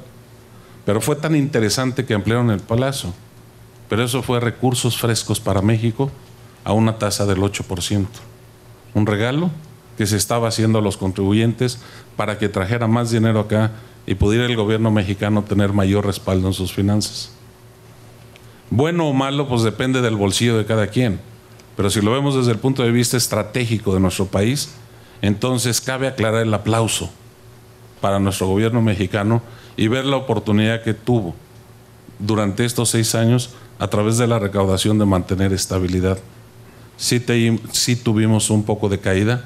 El dólar quizá de 13.80 se fue hasta 19 pesos, que es lo que está fluctuando más o menos ahorita, pero ha sido un periodo en donde nos hemos encontrado una serie de volatilidad en todos los sectores económicos, principalmente los impuestos. Si nosotros observamos lo que representa ahorita las tasas que nos acaban de decir en Estados Unidos, no hemos logrado captar realmente cuál va a ser la base del impuesto.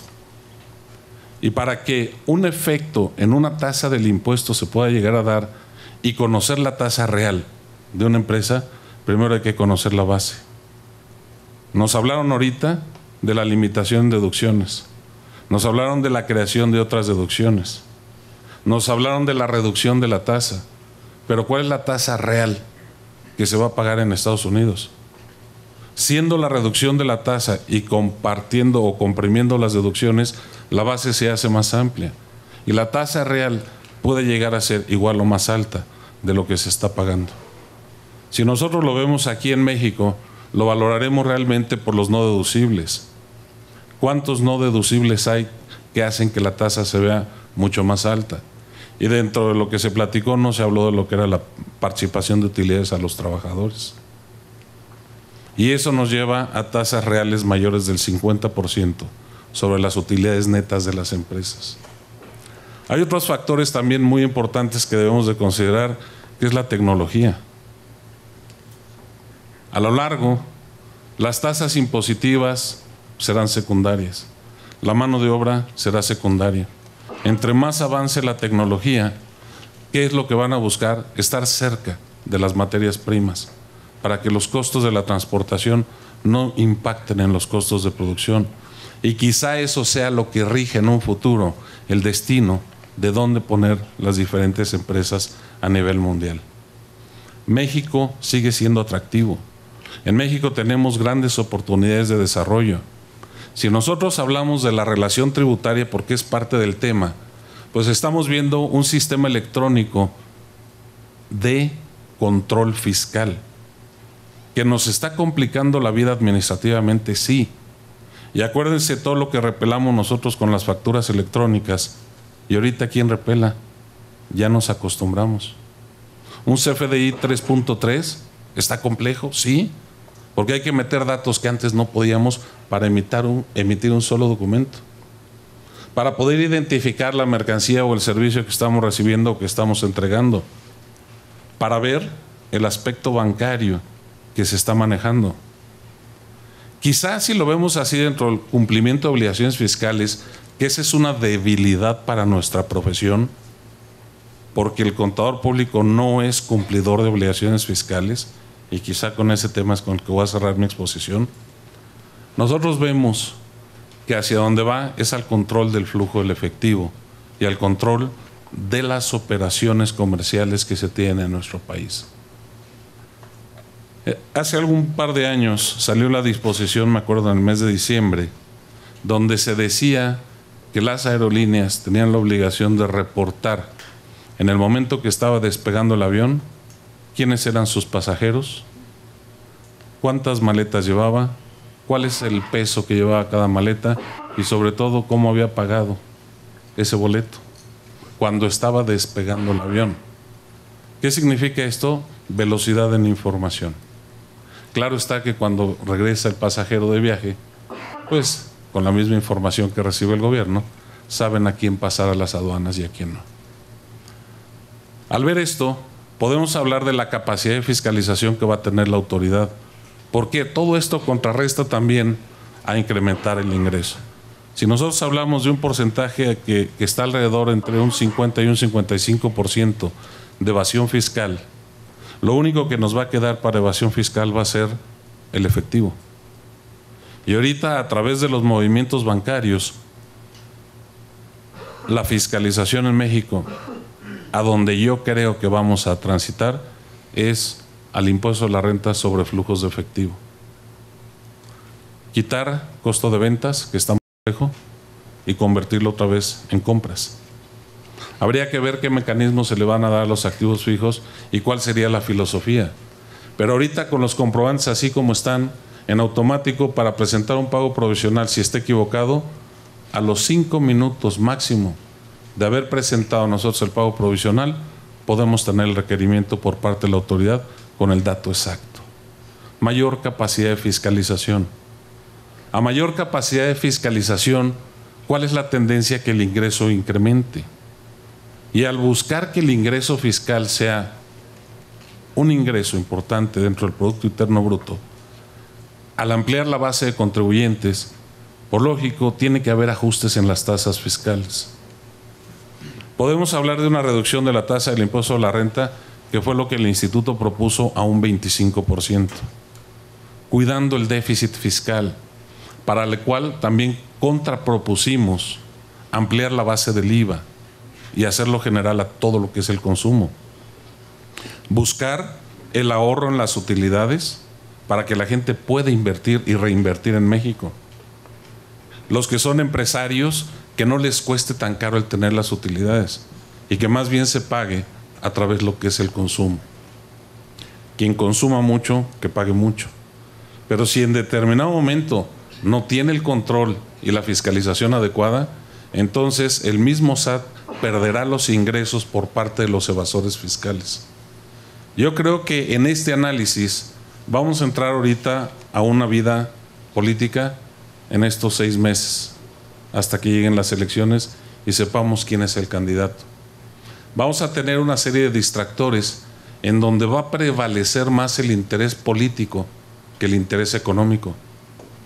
Y lo que el gobierno va a tender a hacer es cuidar lo que está operando y al mismo tiempo no descuidar el proceso electoral, porque esa parte también es la subsistencia de ellos en lo personal.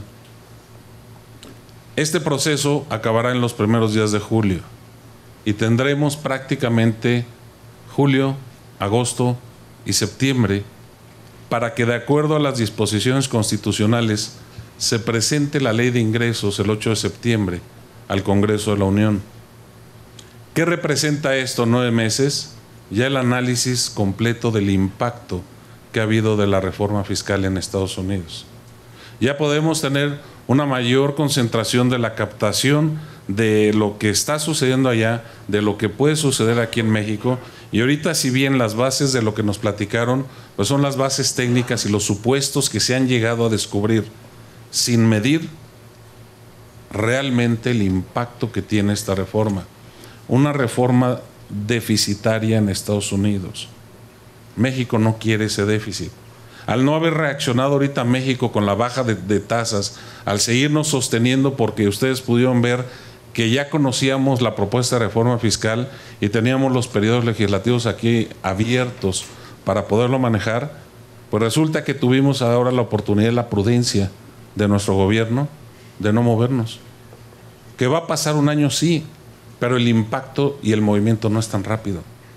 Tenemos la oportunidad de ese equipo de transición que empezará a trabajar, estoy cierto, al día siguiente que se dé oficialmente el ganador del candidato, en donde van a trabajar, y de hecho yo creo que dentro de las propuestas que hacen, si bien son políticas, también tienen que irse preparando con los equipos para ir viendo cuáles son las posturas y posiciones que se hagan. Una vez ganado, no va a haber mecanismos populistas, porque acuérdense del famoso error de diciembre.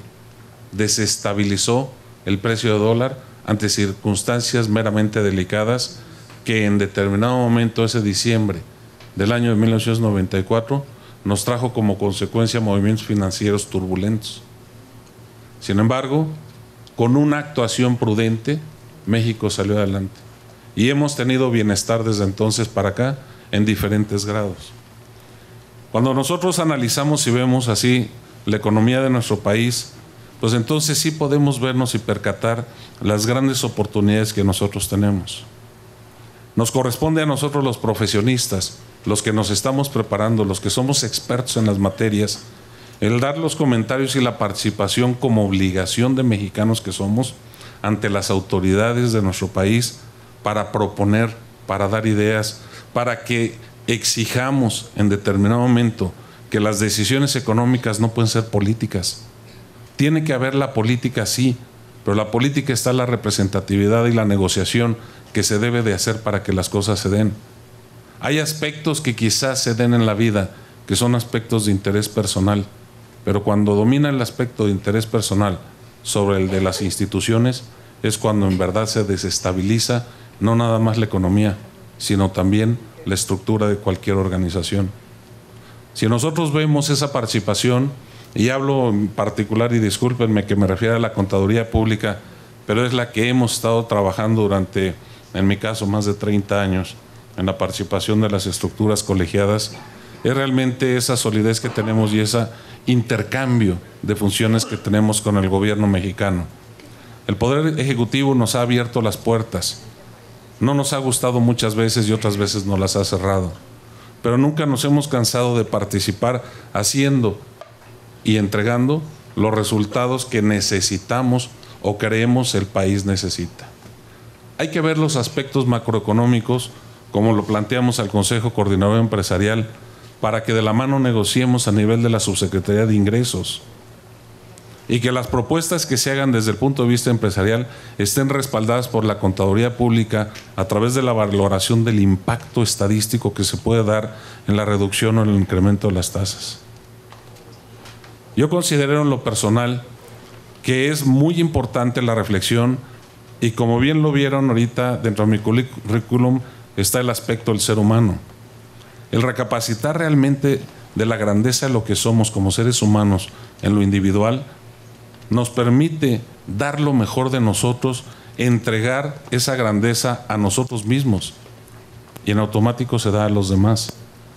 Pero si yo muchas veces ni siquiera me identifico a mí, quién soy yo para poder laborar, entonces mucho menos voy a poder dar ni a la familia ni a la sociedad. No voy a poder retribuir, porque yo mismo me voy a estar limitando en mis capacidades. Yo sí veo en este momento una gran área de oportunidad para todos nosotros, para participar de forma conjunta y ver que la posibilidad de que México salga adelante es una gran sacudida que nos ha movido de la zona de confort donde estábamos. Ahorita es cuando México puede demostrar la capacidad que tenemos, y para ello observemos a los grandes líderes que nos han antecedido y que realmente han puesto en México en alto en nombre internacional.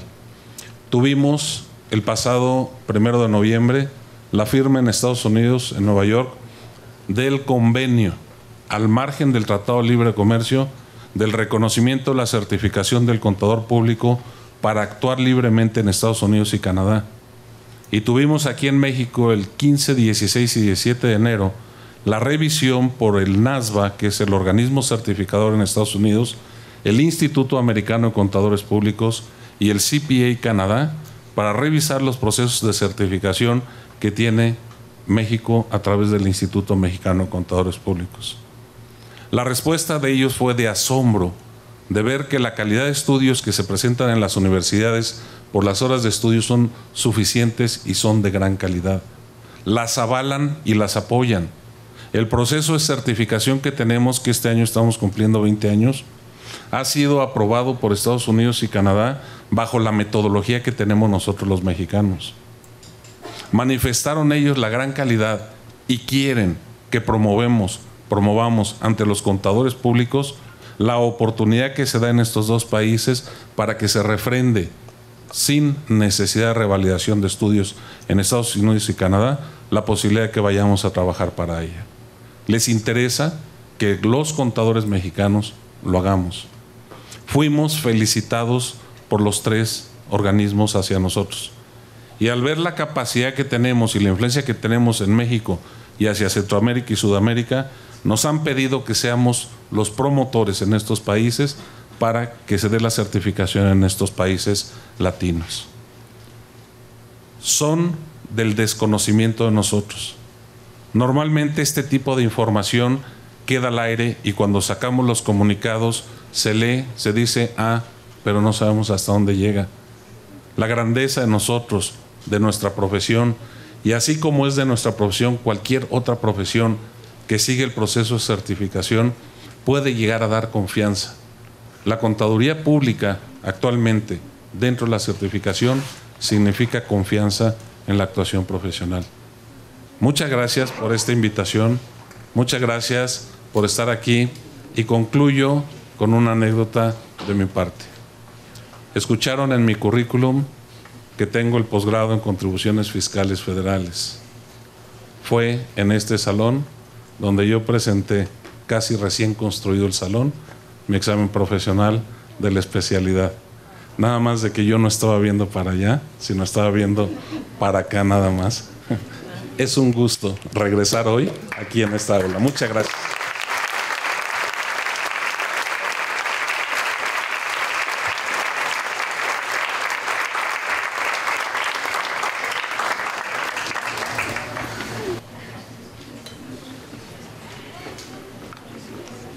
Muchas gracias, José.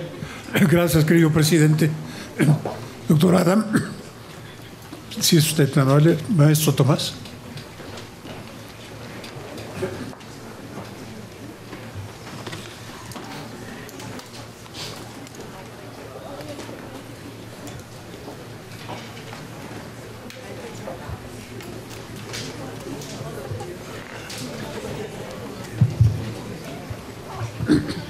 Después de lo que oímos y vimos, pues es difícil hacer una conclusión. Yo lo que quiero es transmitir el orgullo que este tipo de pláticas, este tipo de seminario, este tipo de exposiciones se den en esta universidad y en esta Facultad de Contaduría y Administración. Estamos muy orgullosos, de verdad, y creemos que estamos dando un paso importantísimo, no nada más en decirlo, haciendo uso de toda nuestra libertad, nuestra autonomía. Yo insisto cada vez que puedo, somos una universidad autónoma y donde se respeta la libertad de cátedra y cada quien dice su verdad y nosotros la aireamos y buscamos la verdad que debe de imperar en ese sentido. Yo sí creo que tuvimos la oportunidad de oír 3 magníficas exposiciones. Exposiciones que nos abren los ojos, que las vamos a publicar. Esto está grabándose, pero es para la televisión de la facultad. Sí lo quiero decir, se llevará a la página del seminario, se llevará a la página de la universidad, de la facultad, y esto se transmite, obviamente, si hay alguna serie de problemas técnicos, se arreglarán, etcétera, pero la publicación de lo que aquí se ha dicho se va a hacer, y creo yo que esto nos da una oportunidad extraordinaria. Yo sí quisiera, difícilmente podemos abrir un momento de preguntas y respuestas, pero si alguien quiere hacer algún comentario, nada más le pedimos que sea breve y conciso. ¿A cuánto correspondería el efecto de esta insuficiencia en flujos que vamos a tener en el caso de la repercusión de esta nueva estructura tributaria de Estados Unidos hacia el país? No está cuantificado, porque tampoco sabemos, como comentaba yo, gracias. Tampoco sabemos si se va a dar o no esa repatriación de capitales. Asumimos que así será porque las empresas en Estados Unidos tendrán que pagar ese impuesto de todos modos.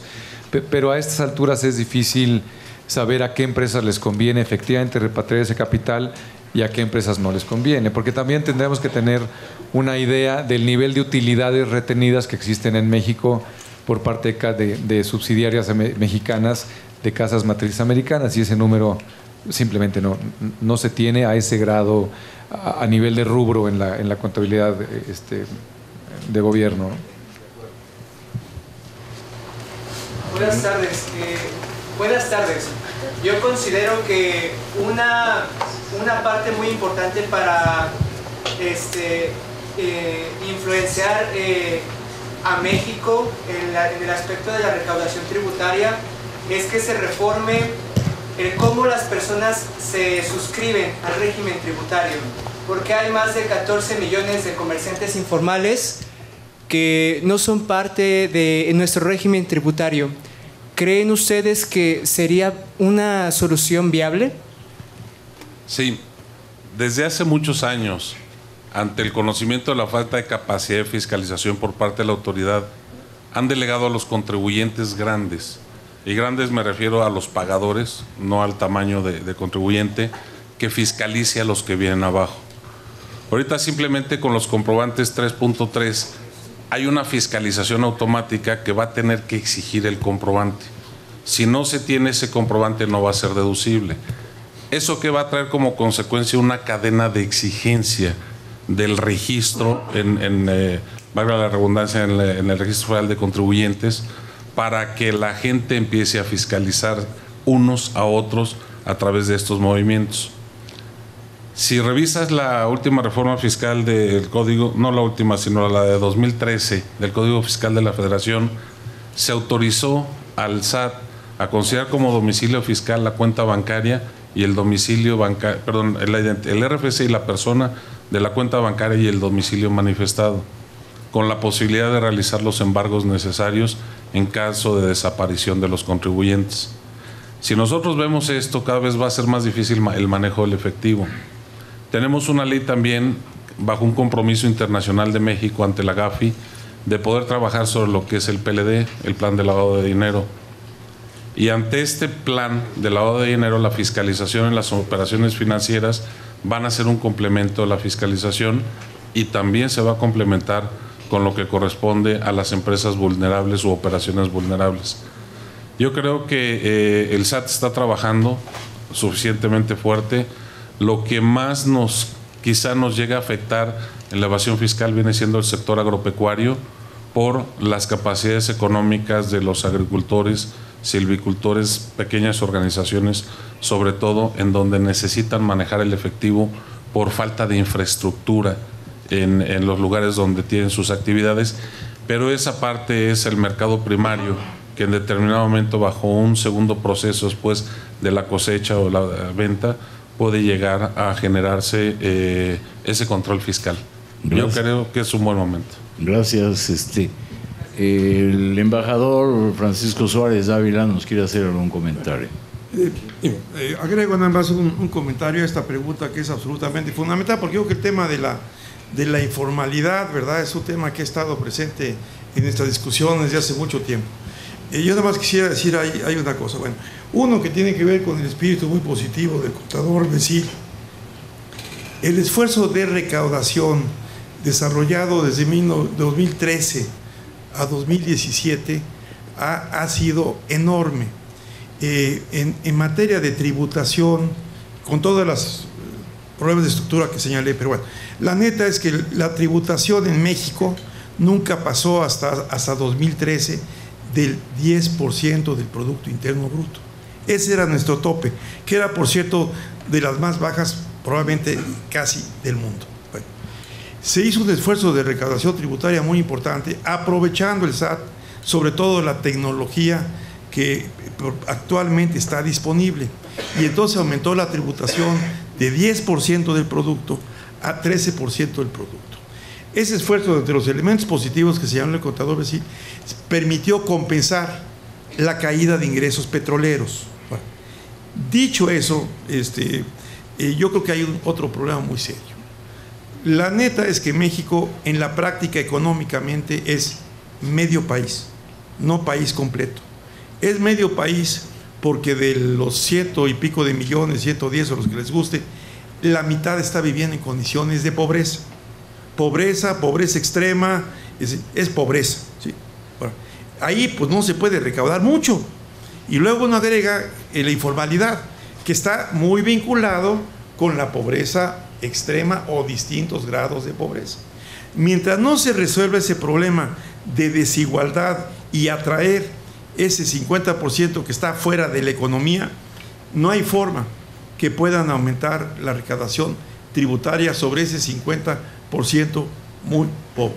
Simplemente no es posible. La única forma de lograr que eso se vaya combatiendo es que crezcamos. Yo he insistido mucho.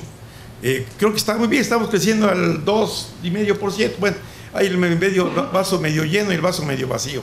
Sí podemos decir que México el año pasado creció de 2% y Brasil lleva 2 años de recesión de menos 3%. Entonces, los brasileños, pues qué barbaridad, ¿no?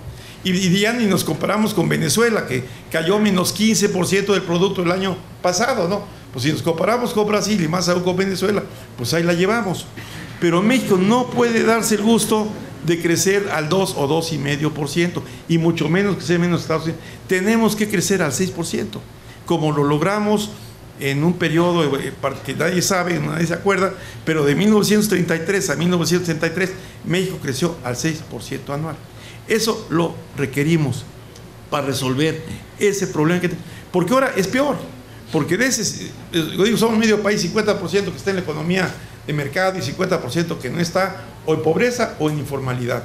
Pero ahora está prestando algo peor, y a ver, ese es un problema todavía peor de recaudación.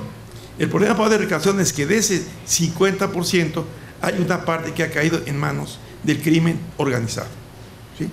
Del crimen organizado. El crimen organizado controla una parte importante de ese 50%. Entonces, ese es otro problema. Aquí un poco ya termino con una anécdota. Un poco veíamos aquí los hacendarios, el problema fiscal de Italia, que tiene más agujeros que un queso parmesano o gruyère, ¿no? El sistema fiscal italiano tenía muchos problemas. Pero los que sí eran muy eficaces era la mafia. La mafia tenía un impuesto que se llamaba el piso, el pizzo, ¿sí? La mafia sí recaudaba a todos los niveles, colores y sabores, ¿verdad? Pero bueno, pues esas son las realidades que vas a tener que enfrentar. El crimen organizado recauda de forma mucho más eficiente que el SAT, y sobre todo, desafortunadamente, recauda y explota a gente que está tratando de sobrevivir en la informalidad o en distintos grados de pobreza. Es un tema gravísimo. Eso no se resuelve sino de manera muy general, global. Gracias. Bueno, pues vamos a concluir este evento respetando el tiempo de todos ustedes y de nuestros expositores y del señor director, y le vamos a hacer entregar un reconocimiento a nuestros expositores en nombre de la dirección, y aquí está nuestro director presente, el maestro Tomás Humberto Rubio Pérez. Si nos ponemos de pie un momento para... Muchísimas gracias, doctor Alfredo Adam. Gracias por por este esfuerzo impresionante que bajo su liderazgo trae a... Me permito, en nombre de la Universidad Nacional Autónoma de México y de la Facultad de Contaduría y Administración, otorgar el presente reconocimiento al señor embajador Francisco Suárez Dávila por su participación en este panel sobre la reforma tributaria en Estados Unidos, reacciones y posibles efectos en México. Por mi raza hablaré de escrito, Ciudad Universitaria, 8 de febrero de 2018. Muchísimas gracias, señor embajador.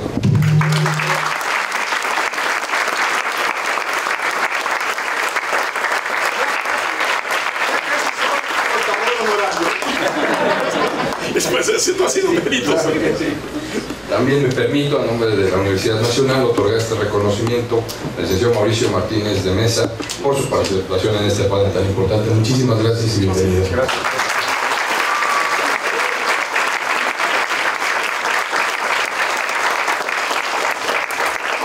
Enorme gusto también, la Universidad Nacional Autónoma de México otorga el presente reconocimiento al contador público certificado José de Silva Ardal, presidente del Instituto Mexicano de Contadores Públicos, por su participación y ponencia en este panel. Muchísimas gracias.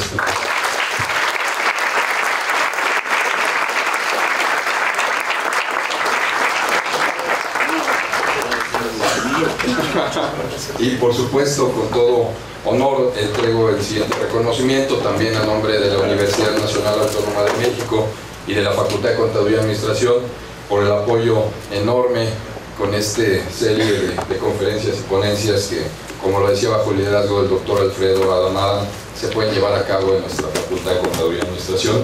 Por mi raza hablaré del espíritu, a 8 de febrero de 2018. Muchísimas gracias.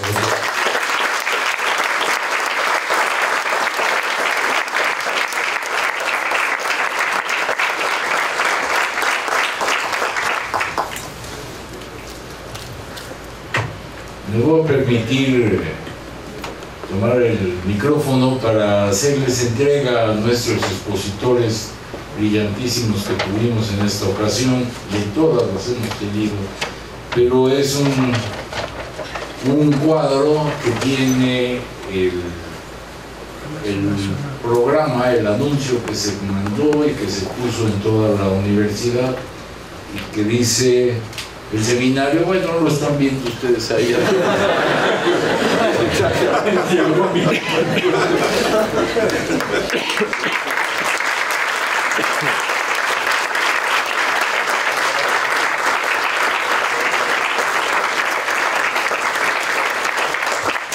también para que les estamos entregando un pequeño paquetito de libros a nuestros expositores, aunque aquí nuestro embajador ya juntó su biblioteca, ya no sabe qué hacer con tantos, es la tercera vez que nos acompaña, pero es un libro sobre el campus central de Ciudad Universitaria, muy interesante.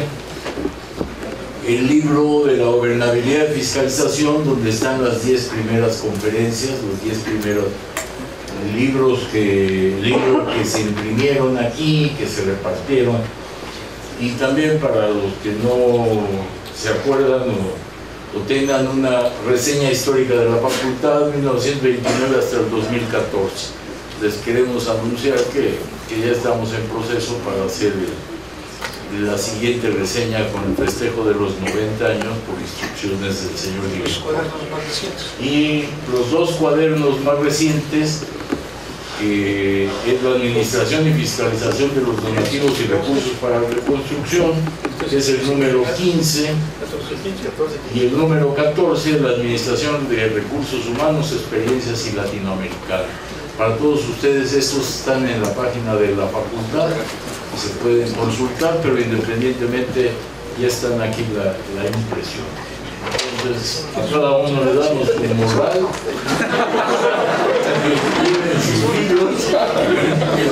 Entonces, pues, a todos ustedes, de verdad, muchas gracias por su presencia, muchas gracias por su paciencia, pero sobre todo porque enaltecen y levantan este nivel que debemos de tener siempre en la universidad y que estamos pugnando porque cada día sea más elevado. Muchas gracias a todos.